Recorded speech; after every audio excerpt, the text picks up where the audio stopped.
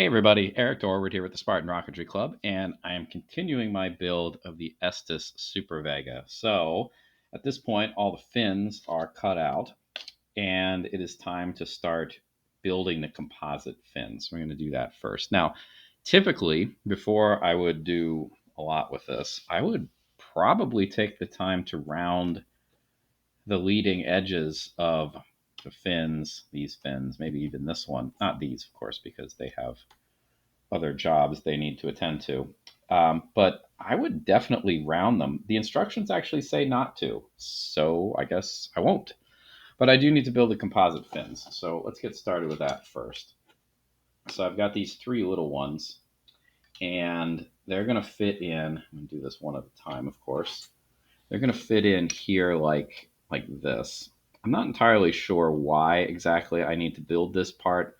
I suspect that this was either a slight cost saving measure in the original kit design, or they had trouble sourcing balsa that was quite big enough. But regardless, yeah, I get to build it.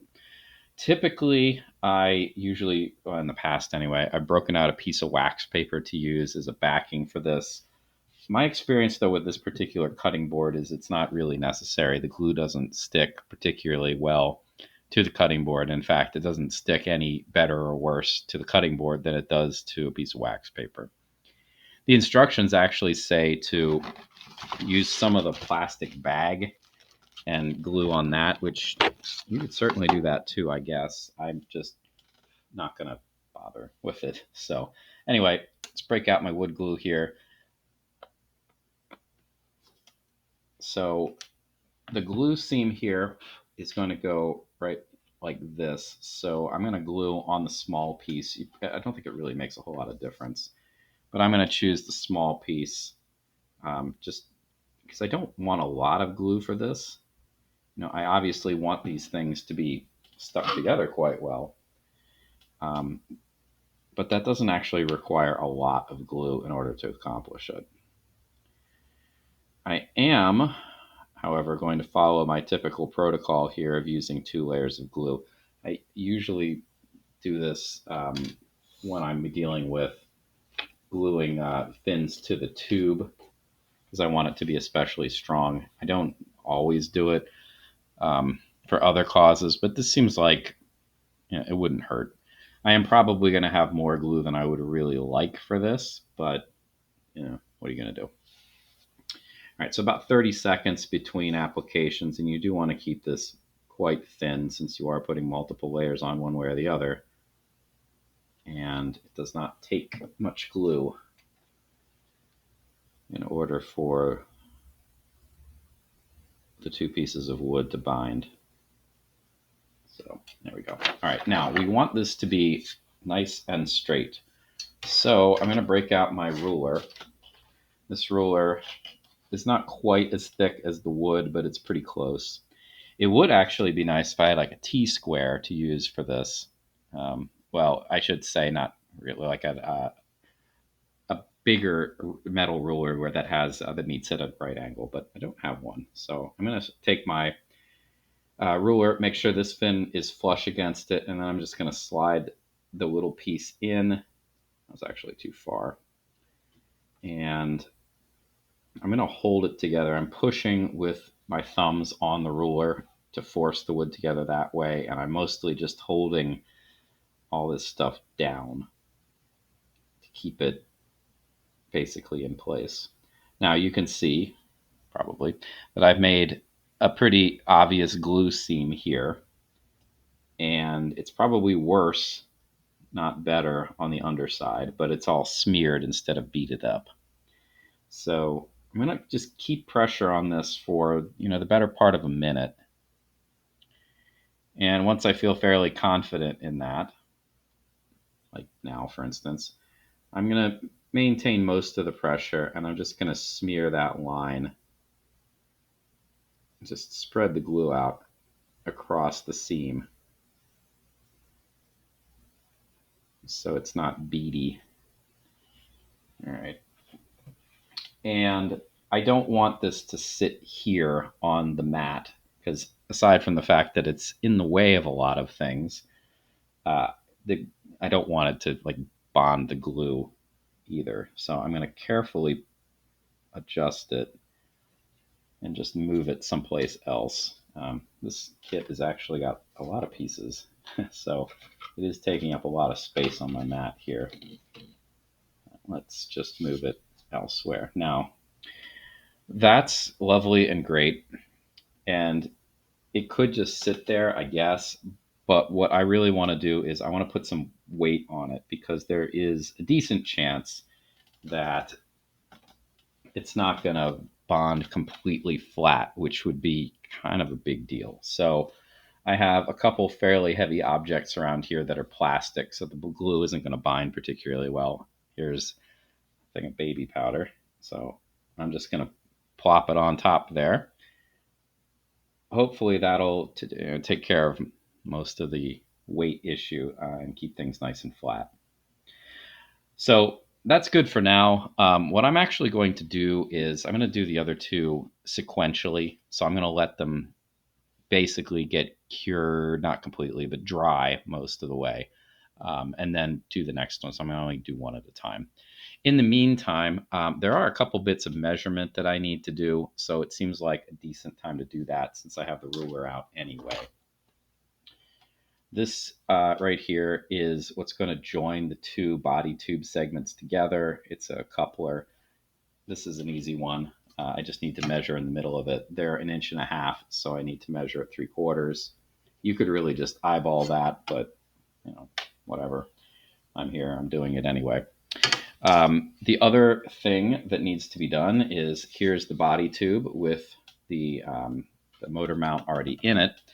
I need to mark a couple spots where the fins are going to go. So the big fin, the one that I was just working on, that needs to go at 1 3/8 inches from the end of the body tube, not where the motor mount is, but the actual tube. So that's going to be here. Let's make sure I did that right because everything kind of slid there a little bit as I was marking. Let's try that again. Should be more like here. And so there's 6 lines on this. I'm going to mark it off every other one because there are only 3 fins of this shape and size. And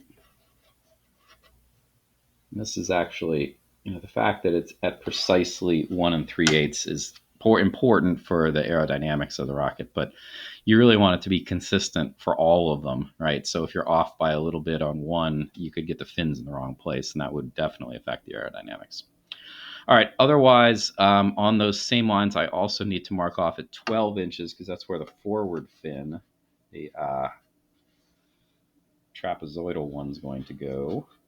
12 inches is pretty far. That's almost the entire tube. Okay.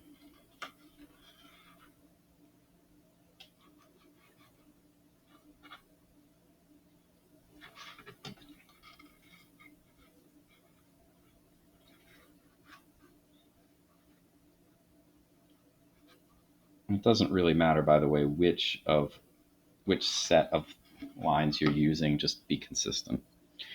All right. Let's just make sure there aren't any others. There are little fins that are going to go. The triangular ones. I'm trying to see where they belong. I haven't quite gotten to that part yet. It looks like they start right at the end, so I don't need to worry about them. The only other thing that I'm going to measure right now, and I can get rid of that because I don't need it at the moment, is there are these dowels. And the dowels and these guys are going to make little like landing feet. So I'm going to have to cut these. But before I do, I need to mark off where they're supposed to go. I need to mark off at 5 3/8, which is here, and 7 1/4. This is going to be the end of it right there. All right. I'm going to flip this around and I'm going to measure from the other end. So this is going to be again 5 3/8 is here, and 7 1/4 is there. So there's a little bit of scrap that's going to be in between, which is fine. It's perfectly good. while I'm thinking about it. I'm going to measure off the other one. So there are only 3 of these things, right? So you don't need to cut 4 pieces unless you really, really want to, but I'm not sure why you would. Okay, so there we go. That's all the measuring that I really need to do for the time being. I am going to cut these now. These are actually fairly thick dowels. Typically, I break out my scissors to cut through dowels, mostly because using a knife, this is actually harder wood. It's a lot harder than balsa. I think it's actually hardwood, like from a deciduous tree of some sort, but it's a lot harder to cut through with a hobby knife, so it doesn't generally work too well. This is pretty thick, so I'm not convinced that the scissors are going to do the job, but we'll give it a try. So I'm just going to take a couple like chomps into this with the scissors, and this is working. I'm not going to try to force it through the whole way on the first go, but I think the scissors will do the trick here. All right, and I'm just going to gently snap the piece. Now this is really, really ratty, of course, because I didn't cut, and the scissors are not great at that, but I have to sand this out anyway, right? Even if I used the hobby knife, I would end up sanding it. Probably just a little bit more.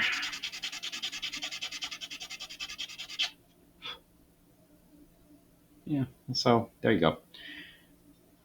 Might as well cut the other one, I guess.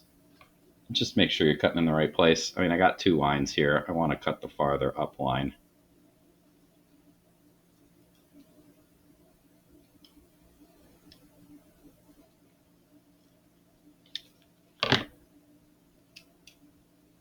Okay.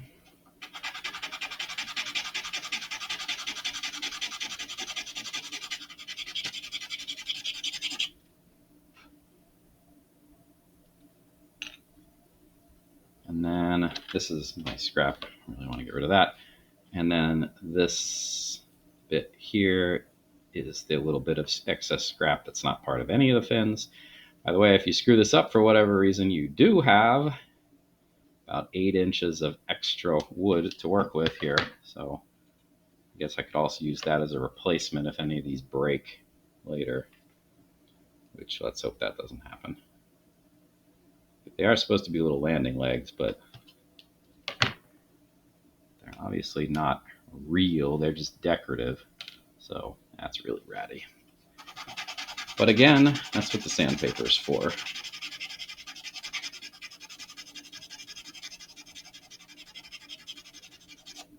Doing it this way, by the way, I have one nice machine cut end on all of these, and the one that I had to sand at the other. So that's good.